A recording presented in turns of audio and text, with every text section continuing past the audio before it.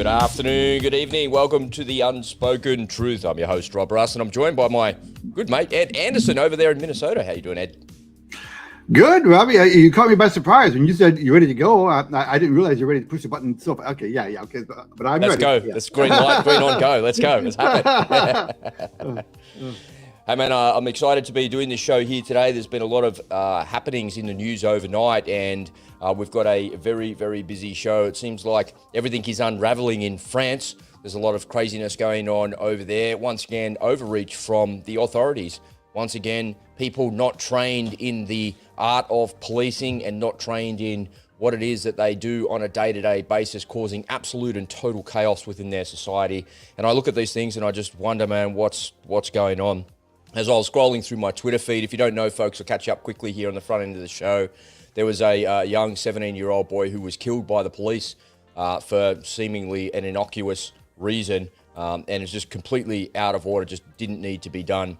And so I saw the footage of that in my Twitter feed, and as I scrolled a little bit further after I'd watched that footage, there was a footage of an American police officer who is talking to this little kid, and he's talking to his little kid and the parent that's there, and in the background you can hear gunfire, and the cop says, "Hey, I think I can hear gunfire." He grabs his radio and goes, "Hey man, I think there's a shooter." He reaches into his car, grabs his M4 and runs to the sound of gunfire, gets into some cover, gets up, takes a fire position and engages this wannabe mass shooter and takes him down before it gets completely out of control. And just in one scroll of my Twitter feed, I saw two contrasting police forces, where the French police force had absolutely no training whatsoever, and they had no idea what they were doing. And then I scroll a little bit, and then there's this American copper who had the world's best training, knew exactly what he was doing, was calm under duress, and actually neutralized the threat. So it really shows you that you don't ever rise to the occasion. You never ever rise to the occasion. Never. In no aspect of your life, you only ever fall to your level of training. And we're going to have some things to say about that here on the show today. Ladies and gentlemen, if this is your first time here, this is the type of thing that Ed and I talk about. We like to look at the mainstream media, the stories, and pull back the curtain about what's going on behind the curtain. We're available as a podcast over on Spotify, Apple Podcasts, and we'd love for you to come and follow us over on Twitter and join the Telegram group as well, because there's a whole lot of content over there that we simply cannot share with you on this platform, on this self-centering platform. Today on the show, Ed's got a report for us about what's happening in Holland, because it seems to be unraveling over there in a deeper societal way. What's happening in France is a very surface level thing, and it's a law enforcement issue, of course, but in Holland, it's a much deeper level, and I think a more sinister level as well. Here in New South Wales, in Australia, where I live, the former Premier of New South Wales was found guilty of corruption. You think all politicians are crook? Well, it's rotten to the core from the top down. And I want to show you exactly what this scam artist and this crook actually did. Even though she told us to go and report on our neighbours, this communist totalitarian wannabe was the most disgusting human being ever in New South Wales, and one to hold the highest office in New South Wales is absolutely disgusting. And she's out there telling us to do all of these things and report on our neighbours and get an experimental injection into our bodies, all while she is corrupt, all while she turns a blind eye to corruption. And it's absolutely disgusting what's happened here. And she's finally been held to account, but the irony is there is no penalty. So she gets away with it scot-free. These politicians, folks, they're not here to help you. They're there to acquire power, hold power, and then they just want to, once they've got it, they just never want to relinquish it. And I'm going to show you a statement that she made throughout this investigation that will just make you so wild with rage. And it'll show you exactly that politicians just don't care about their constituents. It's all bullshit. It's all a ruse. Ed, what are your opening remarks, man? I got straight onto my high horse. I came out of the stable on the high horse, riding along on the thing, and I got to get it off my chest, man. Well, that's good. Well, that's what we love about you, Robbie. You wear your heart on your sleeve, on your hoodie there. So on my hoodie. Yeah.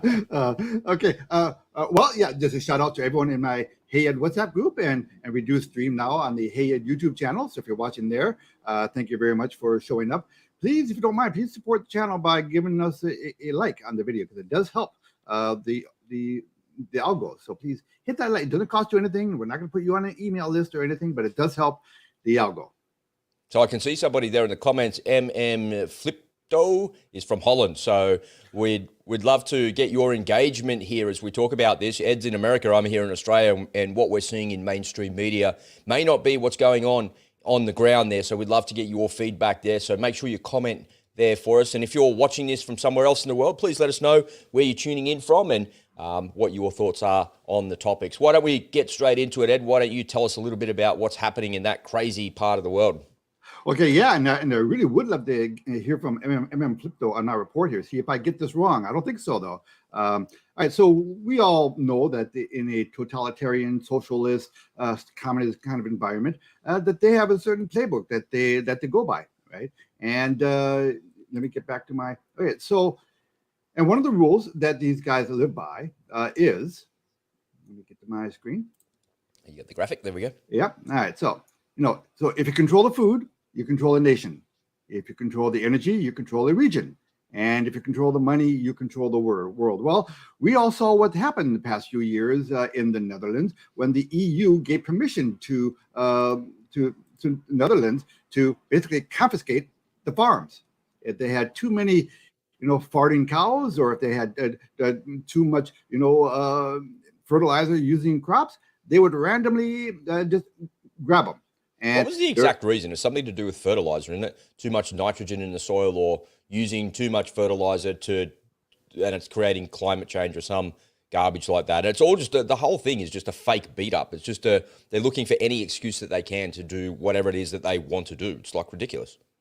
Well, they have their excuses. They have their storyline. The storyline that it's for the environment. It is, but that's not what any of this is about. This is all about control. And this is all about, grabbing. It's a power grab. That's what this is all about. But they paint it, in the package of it's good for you, it's good for the environment. It's these farmers in the Netherlands apparently, who were the second largest exporter of food to the world. Apparently these people are, for some reason, existential threats to humanity. And so no. These rules that come down from the EU is governed by these unelected bureaucrats in Brussels. So you have these unelected bureaucrats coming up with a one-size-fits-all solution to all of these countries. They don't like the idea of these countries being nationalistic. In other words, being sovereign. They want you to follow their rules. So these Europeans across the board, all of you, you're living under the totalitarianism, under the rule of unelected officials. I mean, why hasn't there been a revolution country by country yet? I kind of don't get it. And I mean, maybe it can be explained to me. I don't know why Brexit. Brexit was beautiful. I mean, it took forever for it to finally happen, and it still really hasn't actually been implemented. But why would any country, turn over their sovereignty in any way to another country, much less other unelected officials? Why? What's the thinking there? Now we know that Europe has had these socialist tendencies, for decades, right? They've been electing these socialists, and I guess this is the end result right now of decades of socialist indoctrination. I guess that's what we're seeing here. But anyway, well, the thing that you can take it to its nth, right? Because it's been tried before. They've tried to do these things before. They tried it in Venezuela. Yeah, in Venezuela, there's an attempt to control every aspect of society through socialism and divide the country's oil wealth amongst everybody. But it didn't work because there's too much corruption, and the people at the top are just greedy thieves, and they're liars. And it created hyperinflation in their economy, completely destroyed their currency, and in the process, just created massive food insecurity. And Venezuela has the second or maybe third largest oil deposits in the world. They are a rich, really rich nation, but they're unable to manage that because of the socialism that's actually there. And likewise happen if you just forget about the modern example for a second. If you rewind the clock to the Soviet Union and we look back to the Cold War era in the 60s, 70s, and 80s, we all know that the Soviet Union and Russia all they have is commodities. But they were unable to manage their economy to a point that was able to bring people out of poverty. So if you look at the communist socialist experiment of China, they have human resources and human capital, and they're able to maintain the slave labor to enrich themselves and bring people out of poverty to the middle class. So if you looked at it and thought, well, where has it been tried and where is it a bit successful? Well, maybe you could kind of point to China, but the reality is their economy is a basket case as well. And they rely on outside influences to keep pumping up their internal economy. If everybody suddenly decoupled from China and said, we don't want to build our stuff there anymore, then their whole economy would implode, because they don't actually really produce anything themselves. They produce everything for everybody else on planet Earth. And here in Holland, they're the second largest food producer in the world. They're out there selling their food to everybody. And they're a very rich and a very, very prosperous European nation. It's an example of what happens when you allow capitalism to flourish. It's the least worst system of all. But these idiots in power are as you say quite correctly, they're toying with socialism for some reason. But it doesn't work. And the most recent example of that is just simply Venezuela. It's an absolute basket case. Well, yeah, I mean, they're not toying with socialism. It's full-on socialism. It is, isn't it? In Europe, and they've been doing it for a while now. So maybe that was their out point when the farmers, who are generally socialist in nature too, because most Hollanders are, maybe when they start seeing their land forcibly taken away from them, maybe that'll wake them up a little bit. And we did see that in the last election. The Farmer Party, they grabbed some important seats there. So there was a little glimmer of a pushback, there. Now, related to energy, what's happened is, when you create fertilizer, you need a lot of natural gas, ironically, to produce fertilizer. Thanks, Russia. Thank you, Russia. That's where it all comes from. Yeah. Good morning. Good morning, Moscow. Good morning, Moscow. And of course, with all this lack of natural gas, fertilizer is, and of course, now there is a 50% difference in yield between a crop that uses fertilizer and one that doesn't. Okay. Thank you for letting us know that, Sri Lanka. Yep, there you go. You beat me to it. Sri Lanka, yep. And Sri Lanka was desperate for that ESG score. And so they stopped using fertilizer on their crops, and then it ended with the riots on the, on the presidential palace. As should have been, the final end. But Sri Lanka, just year over year, if you look at a satellite image, one year it was green, and the next year it was gray. All the crops. We need fertilizer to create commercial quantities of food. There's no question about that. And Flipto in Holland right now says they just want the land. And they want the land to build their futuristic city there, and that's going to be the center of everything. It just is absolutely ridiculous. I just want to go back to something that you said just a moment ago, Ed, which I think is really, really important. You said, what country would give up their sovereignty to a bunch of unelected bureaucrats? Like, why would you do that? Why would you hand that over? And I would ask, so I'm not going to answer that question because I don't know how to answer that question, but I would ask a slightly different question. What country on planet Earth doesn't live under unelected bureaucracy, an unelected B team? Because, go ahead. Okay, well, we're going to have an episode on that exact topic pretty soon here. But when it's by design, okay, I mean, we de facto do, right? And in America, we were founded on, our original document says Congress made the decisions, Congress passed the laws. Well, since then, we have God knows how many. Apparently they pass the laws, but no one enforces them. Well, no, not only that, but a lot of these alphabet letter agencies in America, they pass rules and regulations that we have to live with, right? And government didn't pass those laws. Those agencies pass those rules and regulations that we have to live with them. So we're going to do a separate episode on that. But that is kind of a de facto thing that's kind of evolved over time. But in Europe, everyone knows the arrangement. They know that these unelected officials are giving actual marching orders to the leaders of countries that were actually elected by the people.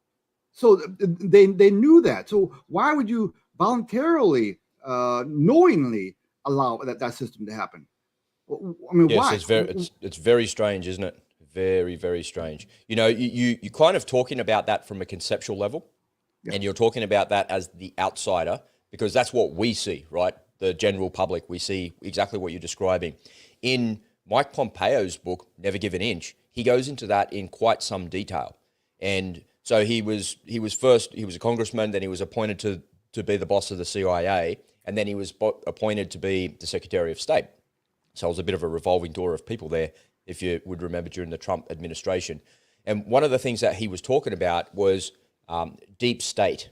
But he doesn't really, so he talks about deep state, but he doesn't refer to it as that. It's just the bureaucracy is what it is. And he says that when you would go to, when I would turn up to work in the morning, people would be like unhappy to be working in the State Department of government. But of all the places you could work in government, it's one of the most dynamic, fun, fast-moving, and exciting places that you could be in. And part of the problem was, what he said is, because they were all from the left side of politics, what he was saying was they hated Trump.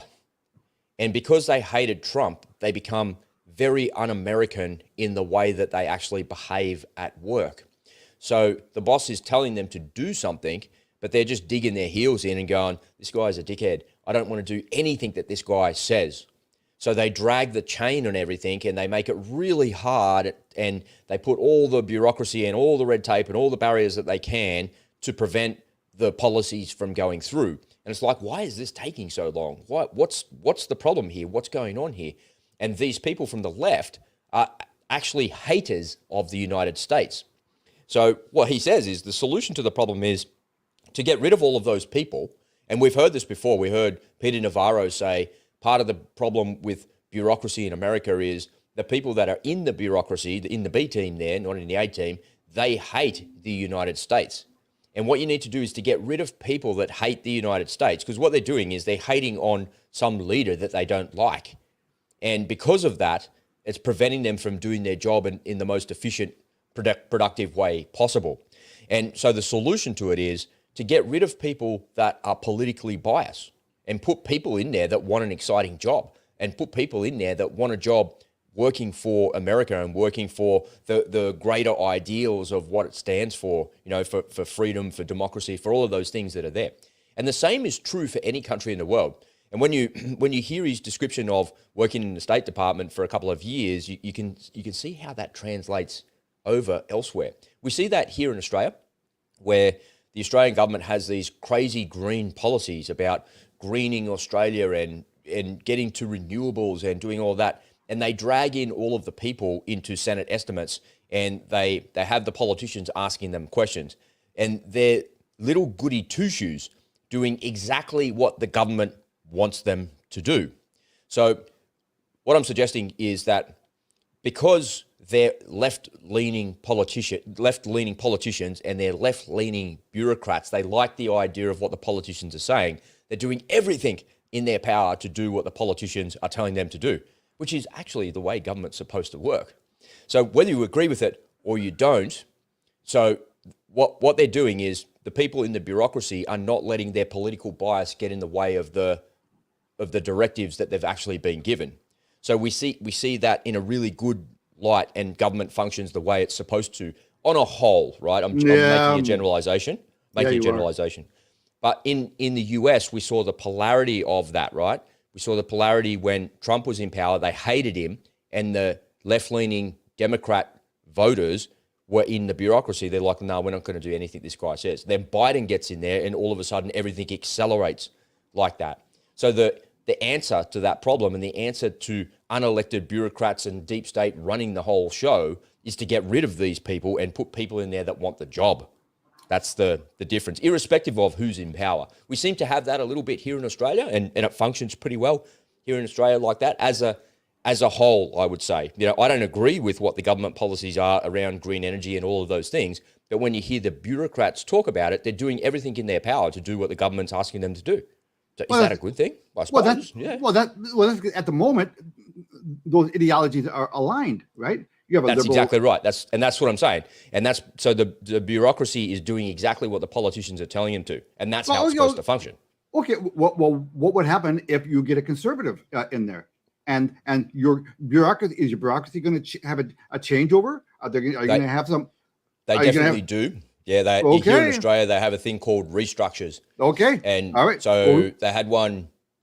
So we had an election here in New South Wales recently, and we swapped from a Liberal government to a Labor government, and there was massive restructures across many different departments.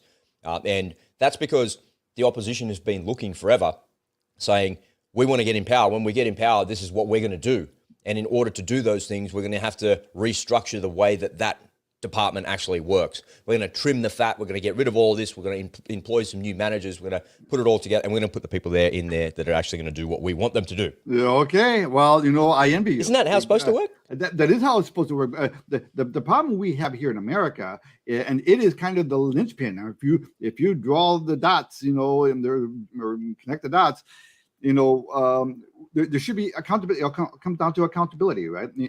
Either do your job or you're out. Follow the instructions or you're out. Well, we have a very strong union here for government workers. It's virtually impossible to fire a government worker. Okay, and because of that, these people know they have job security. They know they can thumb their nose at the boss, telling them to implement a policy that they don't agree with. Nah, I'm not gonna enforce that policy. I don't like it. And yeah, try to fire me. They can't be fired. So because of that, there's no accountability, and there's no threat of losing your job, because once you're in government, this is why we talked about this before. Once if you want job security, man, get a government job, and especially when you get into the managerial class, then there's no way you're ever going to be fired, and every time you fail, you're going to get promoted.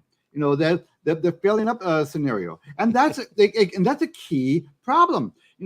If we could reform that, if we could change that policy where the government actually has the power to fire somebody, then we have a chance of changing the nature of the swamp, as we call it in Washington, D.C.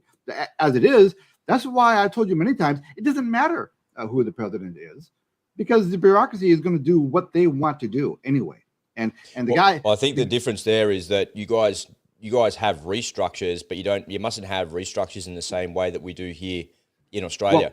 Because it's got to do with like lobbying and stuff as well, and that's a very different animal altogether. Because part of the American political system is that we have restructures, but it's only at the very top. Okay, it's like in your cabinet level. You have your Secretary of Transportation, your guy of energy, your guy of this, your guy of that.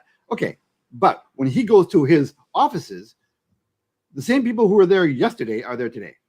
Those people aren't going anywhere. Exactly. The picture changes in the lobby of the building of the guy in charge. That's it. It's just all a facade, because we cannot change. We cannot remove the underlings below that who refuse to follow policies. So there's no accountability in that respect. So that's why I think the swamp, it's going to be virtually impossible, if not impossible, for it ever to be cleaned up. And we looked at what happened to Trump. He, as much as he did get done during his presidency, which was amazing, he had so much pushback the entire way. The entire swamp was pushing back against him every step of the way, and everything he wanted to do, which is not supposed to be the case. When he gives directives, they're supposed to be followed. But they weren't. They were actively pushed back. So he had what you would refer to as like a silent coup during his entire presidency. He was not allowed to achieve a lot of the things that he wanted to achieve, because the bureaucracy just would not play along. Well, we talked about it before, right? It's the B team, the A team of the politicians, the B team of the bureaucrats. They've been there before the politicians are there. They'll be there while the politicians are there, and they'll be there afterwards as well. So that's the idea of the deep state. Flicto says the Dutch government also has some deep state ministers, not a proven fact. Well, it is. We know. He's saying the quiet part out loud, right? We know that every government in the world is the same. And, sometimes we have a few politicians here in Australia that consistently push back on every single policy the government puts forward. Whether it's from the left side of politics or the right side of politics, it doesn't really matter. We see these people stand as either independents or they're backbenchers from the main political parties, and they push back and disagree all the time. And they seem like they're fighting for you and me. I swear to you. But largely, if they've got a contentious centre-right issue that you believe in, they go into the Senate at night time and there's literally that person and the speaker and nobody else there. Sometimes I look at all of that and I think, you know what, this whole thing is just a ruse. They're just plants. That guy is a plant that the party has put in there. We'll allow this fella to come in and create a little bit of political discourse so we don't look like we're far left or far right or far whatever, and we'll allow a little bit of that discourse to go on so the general public can continue with this facade that, you know, Senator Malcolm Roberts is fighting for us and he's doing this and he's doing that. But is the guy actually in on it as well? Like, probably not. I would suggest no, he's not in on it, but the party allow that to actually happen. So we have a political party here in Australia called One Nation, and you know, federally there's only like two members, so Pauline Hanson and Malcolm Roberts, and they go in every election, but they're limited by how much budget they have, how much brand recognition they have, and how much how many people in the constituency know who their members are. Like, it's very, very hard for them to get cut through against the larger parties like that. But when you see their policies, they're largely centre right, and most people would agree with some of what they say, not all of it, some of it. But then you think, why isn't the Liberal Party saying the same sorts of things? Why isn't the Labor Party saying the same sorts of things? They seem like polar opposites. And what it shows me sometimes is how out of touch the main parties actually are. And so the reason I'm saying that is there would be people in the Dutch government right now that are out there going, no, we're fighting for the farmers. We're not doing this. I'm not passing any of that policy. I'm not agreeing to any of that. And then somebody puts some legislation under them and said, when you got elected, you said that you were going to do this for your constituents. We'll allow you to do that if you sign this. So all this horse trading bullshit goes on, and they're leveraging each other to actually get what each other wants. And then the outcome is not ever going to be favourable for the Dutch farmers because there's more people on that side of the argument than there is on the other side of the argument. So when Flipto says that there's deep state inside of their government, yeah, there definitely is. And there's also other plants inside the government there that are designed to actually make it look like they're resisting. Yeah. We're standing up for your rights. We're going to fight back. We're going to do... Fuck, come on, man. No, I'm sure that the people in power, they always allow for a little theater to placate, the rioters. All right. Okay, you had your say. Yeah, you're represented. Now just go over there now, will you? Exactly. Exactly. Who is the AOC is one of the political theatre in your government? Oh, well, more than that. She's she actually has people who take her seriously. That's the scary part, right? I mean, if people knew, this all goes back to people voting against their best interest. What's the first thing she does? What's her first big issue when she gets into office? Is she boots Amazon out of New York. Amazon was going to bring in why would you do that with all the jobs? I know. Because she had the ideological issue with Amazon. But they elected her, and I think she get reelected. But she's an embarrassment, just like Ilhan Omar here, from Minnesota. She's a fucking embarrassment. But she's from a little sliver in the district in Minnesota that's largely Somalian. And that's what you talk about all the time, right? It's largely 50-50 in politics in America, but it's a tiny little bit in America that kind of get them over the side and get them over the edge there as well. So Flipto says, to be honest, these ministers in the Dutch government he's talking about, are not doing what the people need. They don't even care about what the public thinks. No clue how they were re-elected. And they're not worried about their position. So he's saying exactly the same things that we say all the time. Yeah. Right? So the politician seems to be so out of touch, so far out of touch. And that's the mistake that these politicians make. So once again, in the mail yesterday, I got this from my local member. So the local member for for Cronulla, for this area here, for New South Wales. So he's a state member, not the federal member for Cronulla. His name is Mark Speakman. So he was a pretty contested election, and he's been re-elected. He was the Attorney General of New South Wales, so the top legal officer. So this guy is the one responsible for lockdowns and laws and fines, so he can go fuck himself as far as I'm concerned. And he's so far out of touch. He has zero idea about what he did as a result of COVID. He destroyed my photography business, my videography business, my drone business. He destroyed all aspects of the small business that I built in the last 15 years because he was the one that signed off on the rules and the laws to say that you're not allowed out of your house. You can't go 5 kilometers away from here. You can't do this. You can't do that. All venues are closed. Everything is gone. He's the person that's responsible. And to Flipto's point, it just boggles my mind. Like, why on this beautiful planet Earth that we live on, would anybody ever vote for that person ever again? Why would you ever vote for the Liberal Party ever again? Because they're the people that did that to us. You forgot about it. What? Yeah. Well, see, that is, I don't know, what the Schadenfreude, or what do you call it when you're a prisoner and you take on, you start liking your what do they call that? Stockholm syndrome. There you go, Stockholm syndrome. Yeah. You feel like our country is like it's one big Stockholm syndrome. Yeah. Like they feel like they don't have a choice. Or it's completely corrupt, man.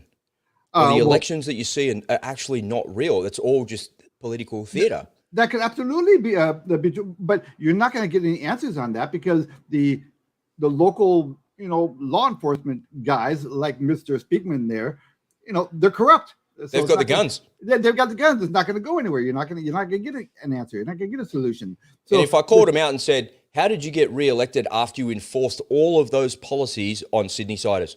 You enforced those policies and you are the single person responsible, because the Premier goes to the Health Minister, goes, what should we do? We should have a lockdown. And then the Premier then goes to the top legal person in the government and goes, what can we do under the rules and regulations, the Constitution of New South Wales, or whatever the rules are called? What can we do? And he's going to go away, ask his aides to pull out the documents and say, here, boss, here's what we can do. And he's the one responsible for destroying small business in New South Wales. Okay, but he was re-elected. What? Yeah, look. So I've got my theory, right? And you've heard this before. When I was growing up, there was a sense of accountability in politics. And Reagan came up with the phrase, which is used a lot now in politics, is, are you better off today than you were 4 years ago? It's basically about accountability, right? Yeah. Did that guy make your life better? If he made your life better, then you vote for him again. If he didn't, you move on to the next guy. That's the whole idea behind a democracy. You award people who make your life better.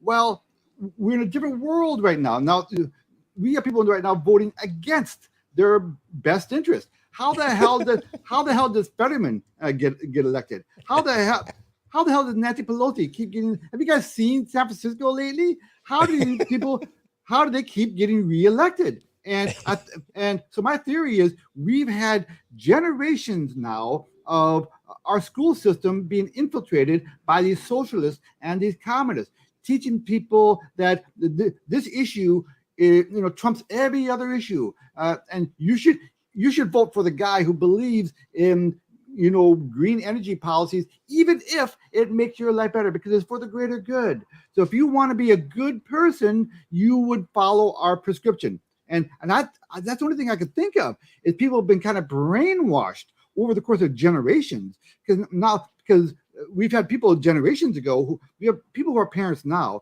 who are products of that indoctrination in the school system. And so they're bad parents. So they're reinforcing those morals on their children. Talk about brainwashing, right? We've had that debate before. Minds can be controlled. And that's what propaganda is all about. Propaganda is about controlling minds. And these leftists seem to have a much better marketing agency than the conservatives do. And they should, because their message is really enticing. Everything's free. Everything's free. I would. So that's kind of a enticing message for the average person. Everything's free. Really? I don't have to worry about working for a living? Really? No, you don't.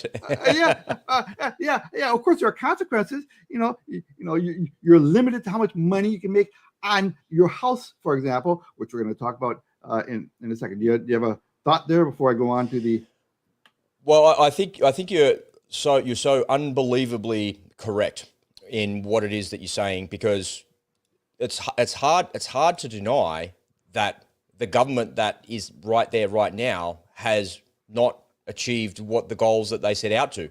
And I also think sometimes, I don't know, tell me what you think here, Ed. I always think sometimes maybe my political views and my views of the world and the way things are and should be or actually happen to be in the world don't align with what most people want. So how did Daniel Andrews get re-elected? I have no idea. How did this moron get re-elected? How did Scott Morrison get re-elected? Like, dude, maybe I'm just reading the room so unbelievably wrong that my views are so far to the right that I'm completely incorrect about it. But I'm not sure about that. And I saw a graphic yesterday that made me question about everything that I believe. So I saw this tweet, and I looked at it here. I'll show you. It's easier for me to show you. So this is this tweet. So from Peter Fitzsimons, who's there's a lot to be said about this guy. Anyway, he wrote this article, and it says, Coalition, so the Liberal and National Party, could lose 35 seats as millennials and Gen Z reshape politics. And that's what I'm saying is that I'm a Gen Xer, and I come from a what would be considered a different era. And my views on the way things should be are completely different to these millennials and these Gen Zs. And I see that sometimes with my son.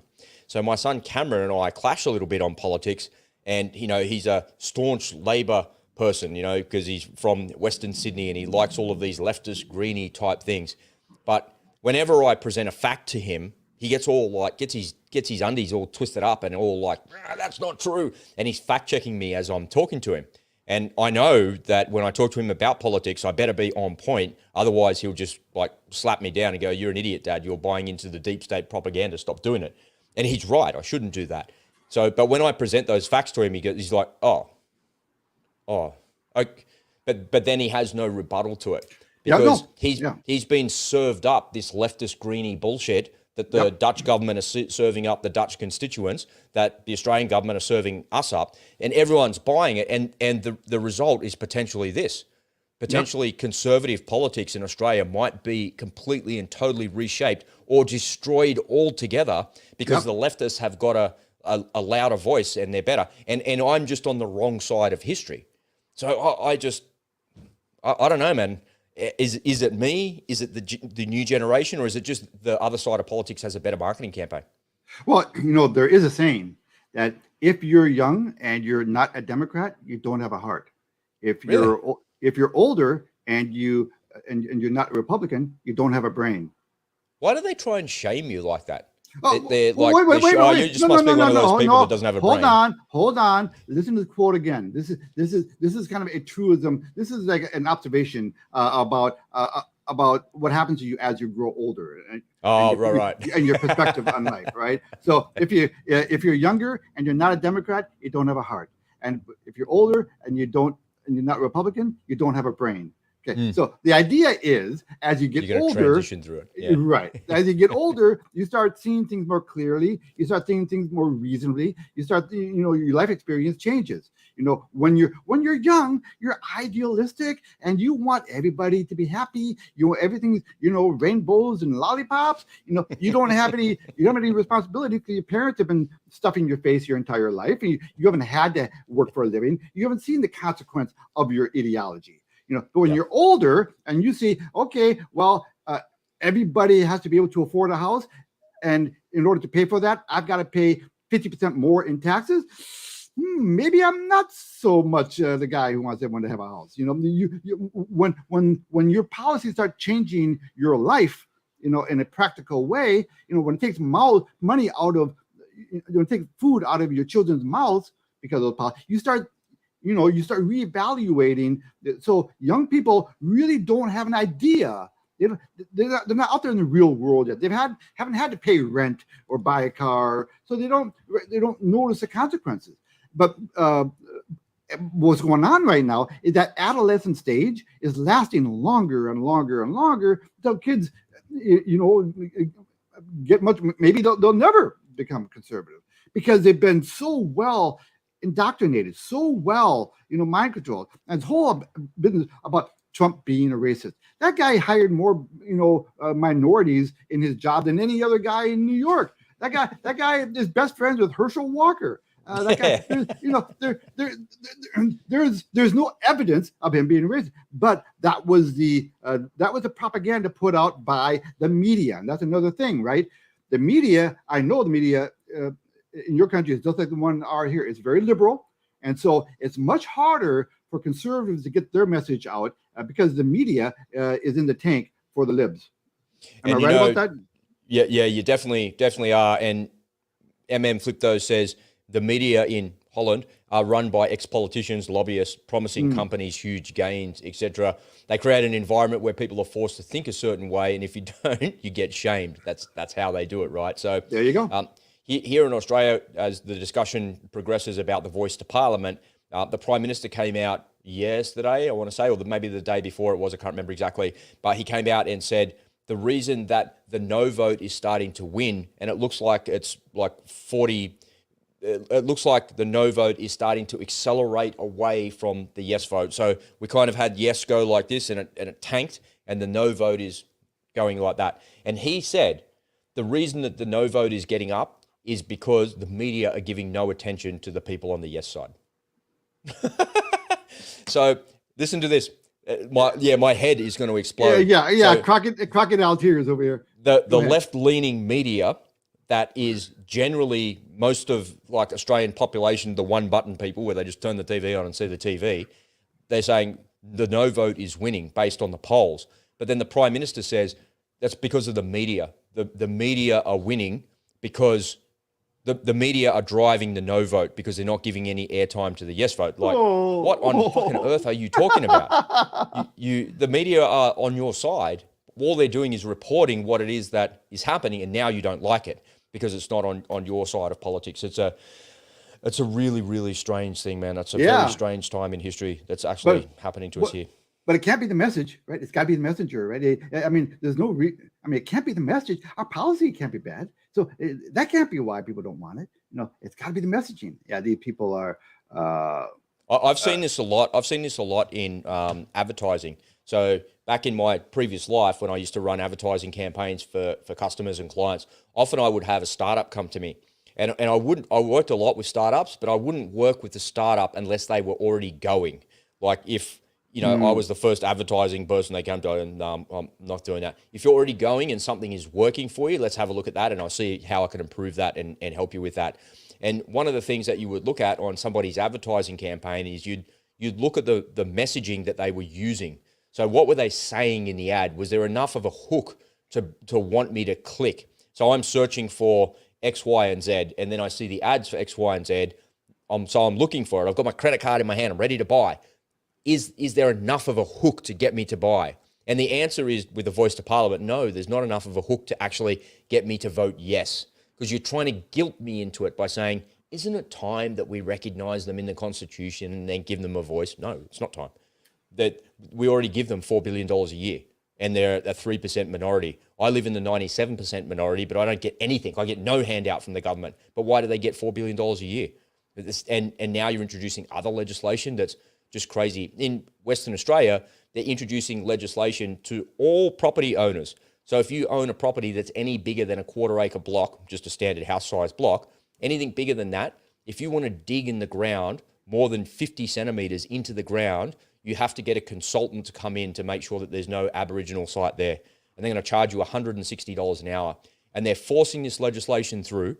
They cancelled all protests. You're not allowed to protest in Western Australia. If you do, the person on the name of the protest, the organiser, will be responsible for all the damage caused. So nobody will go and protest because of that. So they wield a giant stick there to stop you and prevent it. And now they're going to pass legislation in Perth that says if you dig 50 centimetres into the ground, you're going to have to pay $160 an hour, and they're going to have to dig up the ground that you're on to see if there's any Aboriginal artefacts there or any heritage there. But here's the punchline to a really bad joke, is they don't have the department set up of the bureaucrats that will go out and say if this is an Aboriginal heritage site at all. So they're passing legislation to say that if you want to put a new fence in, you need to book an appointment for the consultant to come out, pay the consultant for him to say yes you can dig or no you can't. But the department where the consultants live doesn't exist. So they're passing legislation to stop anybody digging in the ground on their own property. Yeah. So coming back to the advertising and marketing example, what happens is if you've got a really terrible hook and you've got no way to actually get people to buy into what it is that you're talking about, even if they do click, when they get there, they'll just click away from your landing page. They'll click away and they'll leave. And the reason for that is, it's very simple. It's an old-fashioned saying, is that you can't put lipstick on a pig because it's still a pig. If your product sucks or your service sucks, then nobody's going to buy it, irrespective of how low your price is or how good it is or what problem you solve. If it sucks, no one wants it. And part of the problem that we have here in Australia, and it seems like they have it there in Holland as well with the Dutch government, is they have these ridiculous policies that are so unbelievably divisive, and they're actually damaging people's livelihoods and destroying legacy farms and legacy of families. They're destroying them, and they're saying that they're good policies.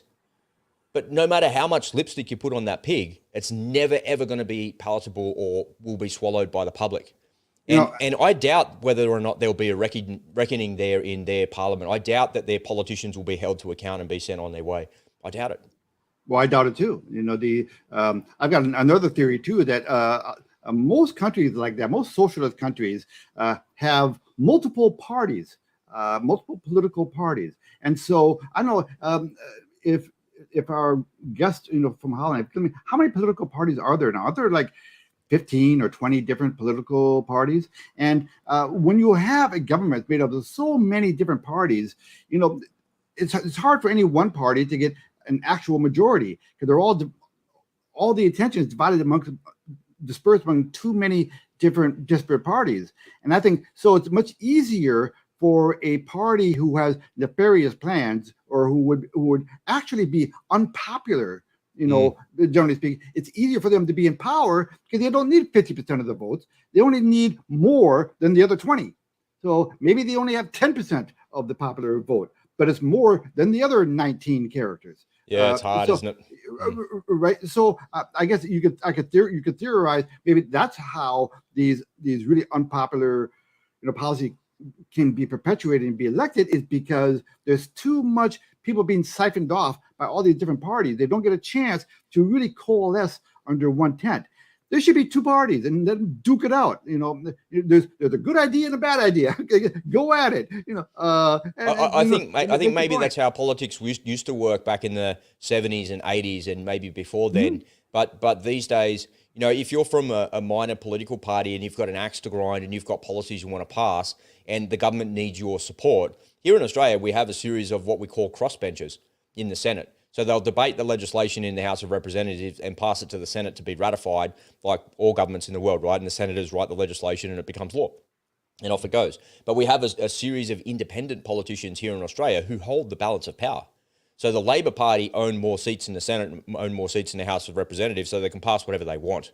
Yeah, but over a period of time, people leave the Labor Party and then they go and sit on the crossbench and they become independents. We saw that with Lydia Thorpe, who left the Greens Party and became an independent because her views no longer aligned with the party that elected her. And I think the Greens Party were happy to be rid of her, to be completely honest. But sometimes in Australia, we've had parliaments where the balance of power sits with just literally a handful of people. There's literally 2 or 3 people, and they're more powerful than the Prime Minister because every bit of legislation that comes across their desk needs to go on their desk for approval. All right, which side am I going to vote with this time? Am I going to vote with the government to get it across? All right, what do I need for my constituents? We had a fella in Parliament for a long time. His name was Senator Bob Brown, and he was from the Green. He was the leader of the Greens Party for a long time, and he was from Tasmania. And every policy that came across his desk, he held the balance of power. in Parliament. Every policy that came across his desk had to benefit Tasmania and the green agenda in some way, shape or form. And a lot of what he did was really good, right? Protecting old heritage forests, no more logging in these places. And, sure, it kind of killed jobs and it did all these things, but he did a lot that aligned with what his constituents voted him in for. So to your point, Ed, part of the problem that we have in political systems is too many parties and too much horse trading going along. And if people are, it's not like they're corrupted, but they've almost got no choice. So there are no good decisions in these negotiations. If I hold the balance of power or the government is trying to coerce me onto their way of thinking to get their policy passed, they're going to put everything, they're going to use every tool in their arsenal, every bit of leverage that they have to get me across the line. And it takes a very brave person to stand there and resist something like that. And I think that's the challenge that we face. And it's, people are just too easily corrupted. Look at that idiot, Dr. Peter Hotez. That guy is an absolute fucking fool. But he's paid literally hundreds of millions of dollars by Big Pharma to say whatever he wants to say, or whatever Big Pharma wants him to say. And it's not some tinfoil hat bullshit. He was a shill for Big Pharma, and he's out there lying and perpetuating a lie like that. It is unbelievable what's actually happening. Have you got any closing thoughts before we move on to the next segment? No, I'll just point out, okay, so part of my story was that in the Netherlands now, they passed a law that said municipalities are allowed, wrong, I have picked in your guys. Okay, so there's a new law lets municipality co-decide to whom a house may be sold. So I don't want that guy in this neighborhood. No freaking way. Suits me. I don't like any of the neighbors. If anything, I just wouldn't let anyone live around me. But but if you're an evil leader of an outfit like, I don't know, WEF maybe, and you want to control a country, you want a country that's as divided as possible, and with as many political parties as possible, because it's much easier to get 10% of the population to vote for your cronies than it is 50%. So I'm sure the WF loves the idea of the Netherlands having 15, 20 different parties, because it's much less expensive and much easier to get 10% of the vote instead of anyway. Yeah, so that's true. The mathematics of that actually works. You're 100% right. All right, let's take a little break. We'll be right back. In this crazy, uncertain world, we all need a way to protect and insulate ourselves from the outside forces that we simply cannot control.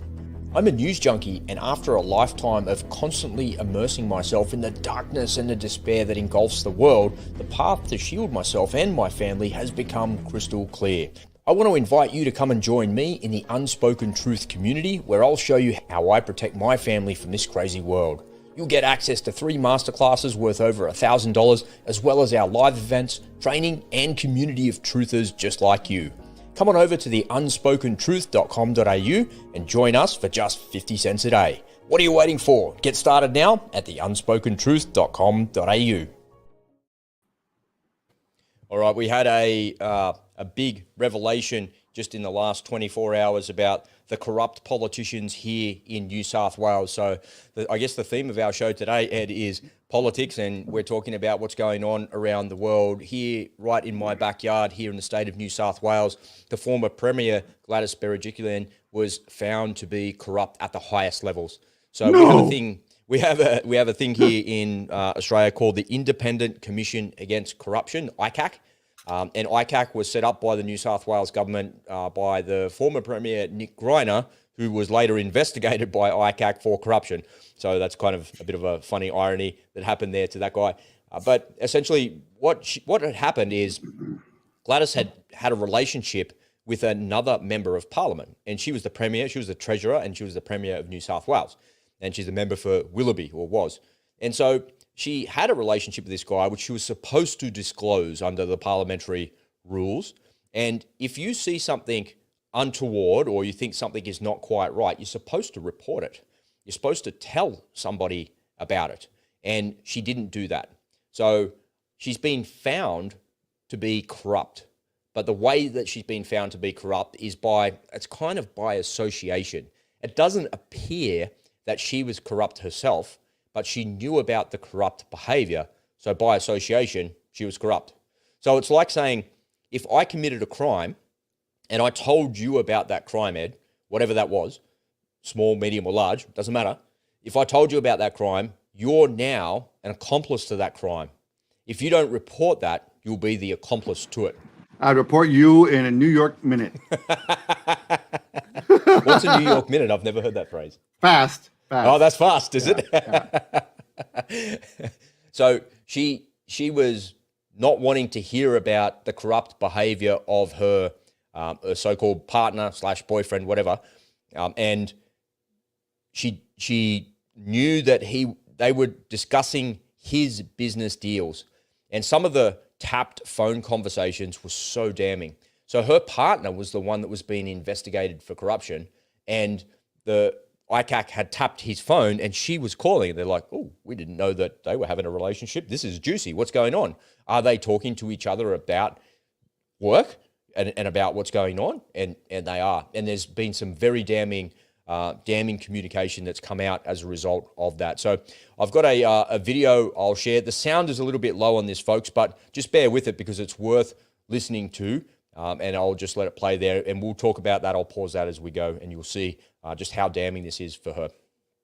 All right, here we go. We begin with breaking news. Gladys Berejiklian has been found to have engaged in 2 separate instances of corrupt conduct in bombshell findings by the ICAC.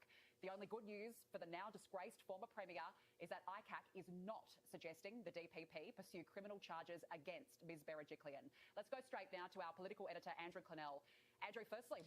So that's the gist of it there. So the gist is, I'll just drag the video across here to the side. So she refused, so these are the 2 things that her corrupt conduct was. She refused to notify ICAC of her suspicious activities about refused to notify ICAC of her suspicion about Maguire's activities, and Maguire was her boyfriend. And in ICAC, she concealed conduct she suspected was grave misconduct. So she covered up the crime, essentially, is what it means. And is that the same as committing a crime? What do you think, Ed? What say you? Well, there is a thing called, a conspirator, a co-conspirator. If you know of a crime, you're supposed to report it. Right? That's a good one, right? Well, listen, she's just a lonely woman seeking love. I mean, come on, guys. I mean, it's not like she can go to a local bar and find love. She's got to take what she can get, and. So the sad part about that story, right, is you're quite right. She's entitled to have a boyfriend. What's wrong with that? That's okay.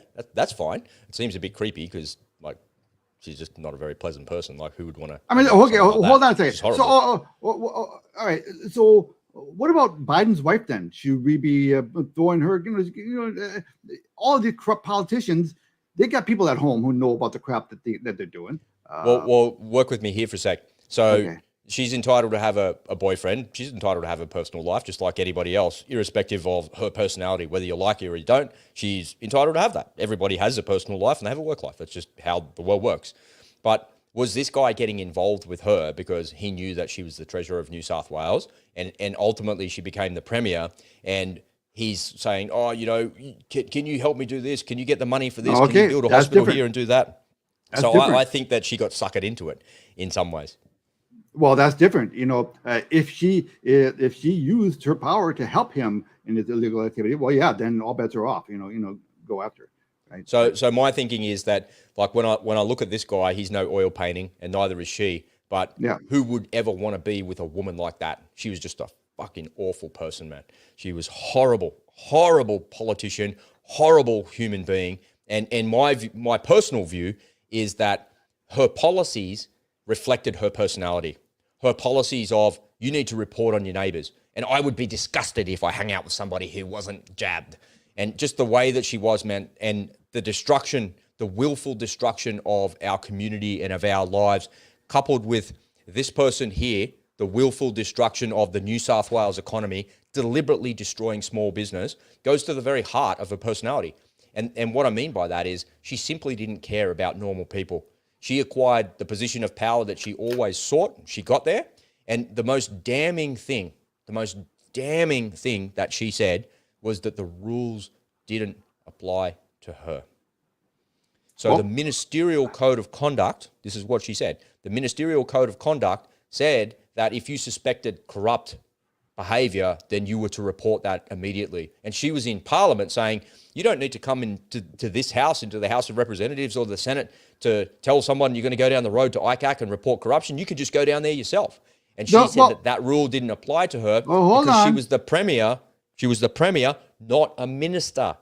But ICAC were like, no, it applies to you. Show me a politician who does not feel the same way. Yeah, but she came out and said it. She actually said those words. There you go. So maybe, and you should give her a little bit of credit for actually saying it. Well, Joe Biden said he sold secrets. That's right. Yeah. He admitted it. Gavin Newsom, during the worldwide flu, he was out partying when he wouldn't let you go to restaurants. He was out going to fancy restaurants. I mean, the rules for thee, not for thee thing has been on full display. So why are we so shocked that a politician actually feels that way? Maybe she said it out. Maybe she said it out loud, just by mistake in a weak moment. When maybe she thought the camera wasn't on. I thought this video here kind of typified exactly what it was, and people were looking closely, and they were looking, and they were having a close look, and this is what happened. I got a couple of videos here that sort of explain exactly how New South Wales politics has unfolded in the last couple of weeks. Here's another video that really shows that for you. I just got to. Oh, sorry. Hang on a sec. I'm all fingers and thumbs here. Let me just show you the. This is what happened to Gladys Berejiklian. She was minding her own business, doing a thing there. She's the lady on the ladder, and this is what happened to her.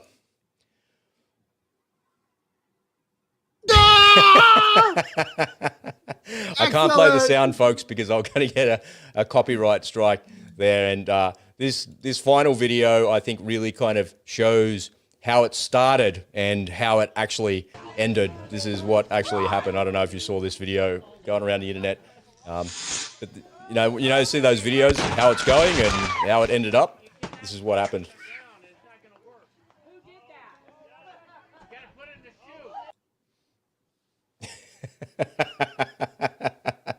That's New South Wales. That's Gladys Berejiklian's life.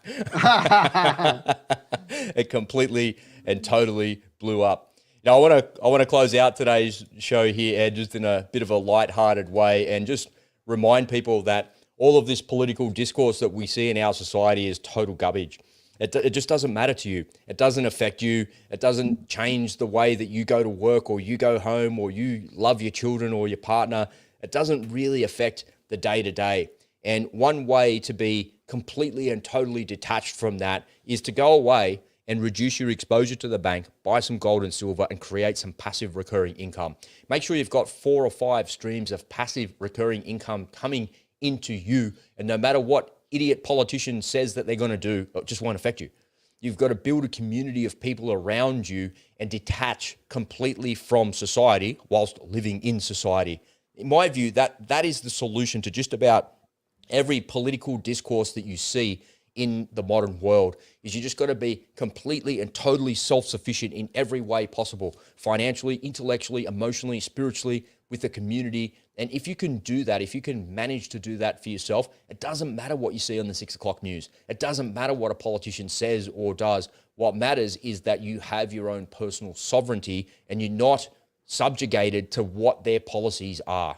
If you were a farmer in Holland, and I don't want to minimize this at all, if you had $20 million in the bank and they took your farm, you'd probably just go, yeah, fuck whatever, man, I'm going to go retire. I've had enough anyway. But these things are at a much deeper level. People don't, even if they had $20 million in the bank and the government's coming to take their farm away, if they took it away, they've got the security and the safety that they need to actually move on with their life. Because sometimes there's just nothing you can do to fight this machine. But if you've got the resources and the ability and the emotional grounding to actually deal with these things, then I think it affects you a whole lot less. What do you say, Ed? Nope. Well said. Couldn't have said it better. I could, but it'd take me a long time. So, we'll call it. No. Very well said. I'll just ask everyone: make sure you smash that like button. It helps the algorithm. Yeah, absolutely. We really appreciate Flipto joining in the conversation there and sharing a little bit of their view in Holland, especially because that's what we're talking about, and they're in that part of the world. So thank you so much for joining us here today. If you've got any questions or comments, leave them down below. If you've got a question for us, put the word question in there and write your question in there, and Ed and I will see those and we'll answer those questions as we see those come in. And no doubt other people in the community will help you to address that as well. Don't forget, ladies and gentlemen, we're available as a podcast. So pop on over to Spotify or Apple Podcasts or wherever you get your audio content and look for The Unspoken Truth. And you can always get a little bit in your ears there if you can't make it to the live or watch the YouTube video for some reason. We're on Twitter and Telegram. Scroll down. All the links are right there in the description. Ed, have you got a parting quote for us, mate? You know what? I do not. I'm ashamed to say. Why don't you just lean on the actual normal one, mate? What? Why don't you just lean on the normal one, like God Save the Queen? God save the Queen. God save the Queen. All right, everybody. We'll see you tomorrow. It's bye for now. Okay, bye.